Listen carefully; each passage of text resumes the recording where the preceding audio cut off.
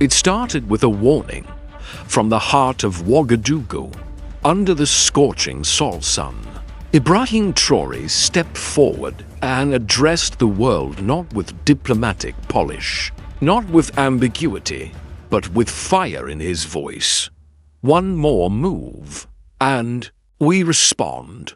The warning was aimed directly at Benjamin Netanyahu, and the world heard it, loud, clear, and unshakable. But Netanyahu didn't flinch.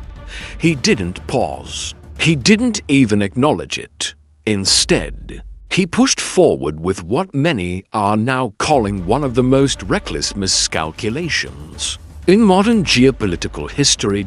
Just days after Traoré's warning, Israeli officials continued their back-channel cooperation with Western-aligned West African governments. The very governments that have long sought to contain, silence, or destabilize the Sahel alliance bloc, now led in spirit by Traoré himself. But this wasn't just politics. According to multiple regional analysts, Netanyahu authorized expanded intelligence sharing programs with ECOWAS-aligned regimes, programs designed to monitor Sahel military movements, resource zones, and communications. In simple terms, Israel ignored the warning and doubled down. Traoré's response? Silence. No fiery speech, no retaliatory press release, no Twitter thread, nothing, at least not publicly.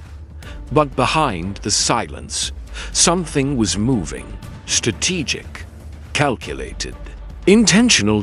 Because while Netanyahu believed he'd avoided a confrontation, what he actually triggered was a quiet realignment across West Africa, one that may be irreversible.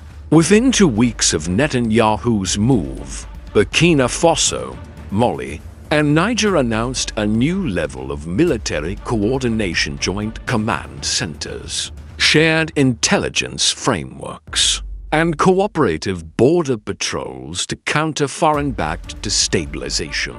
Though no names were mentioned, the message was unmistakable. Israel wasn't just unwelcome. It was now considered a hostile actor in the region. Then, the dominoes started to fall.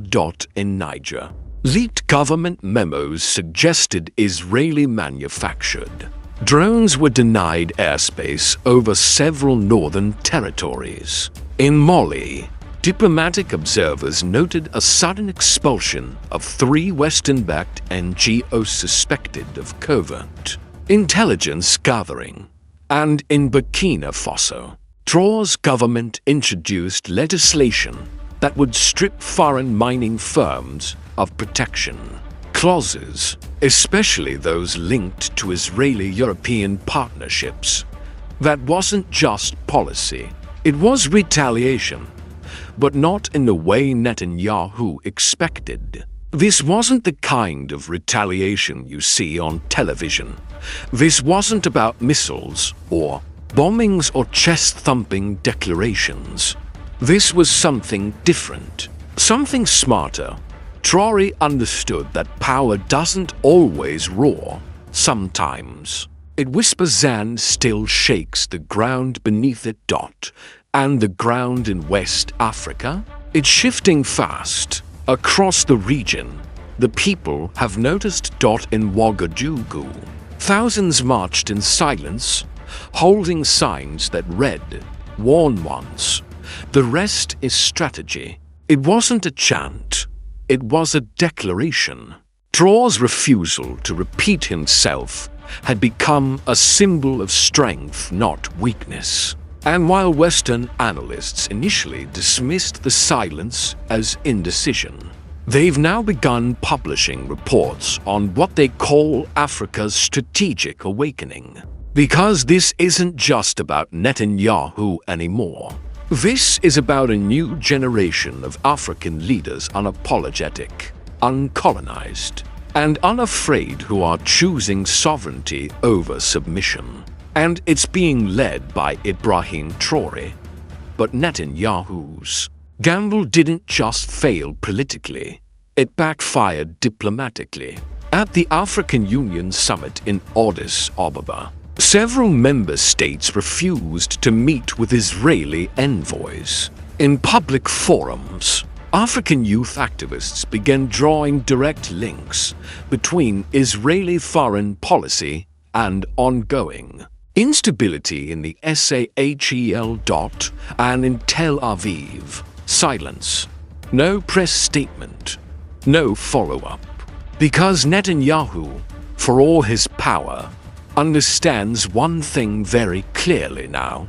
Traoré isn't bluffing, and Africa is no longer waiting for permission to rise. What's unfolding now is more than a political feud. It's a turning point in global power dynamics. For decades, African nations have been spoken for, puppeted, financed, threatened, and manipulated. But with Traoré, the script has changed. He speaks plainly, he acts quietly, and when he draws a line, he doesn't redraw it. The Western media still struggles to process this shift. They're used to dictators who seek foreign validation. They're used to leaders who posture but bend. But Traoré is different. He's not selling his people's gold. He's not buying votes with foreign aid. And he's not attending summits where Africa is expected to listen but not speak. Instead, he's building something few thought possible. An Africa that governs itself. And for Netanyahu, that might be the most threatening development of all. So where do things stand now? Traoré hasn't issued another warning because he doesn't need to. The Sahel has fortified. The alliances are forming, and Netanyahu is facing consequences not through war, but through withdrawal. Withdrawal of access, withdrawal of trust, withdrawal of Africa's silence. This is what happens when a warning is ignored. Not fire, not fury, but something even more dangerous. Unity. And once that starts moving, no missile, no money, no media spin can stop it. If you believe the world should have listened the first time, if you believe Africa deserves more than warnings ignored, subscribe to Traoré Uprising. Like this video and drop a comment telling us where you're watching from. Because this movement isn't just Traoré's, it's Africa's, and it's only just begun.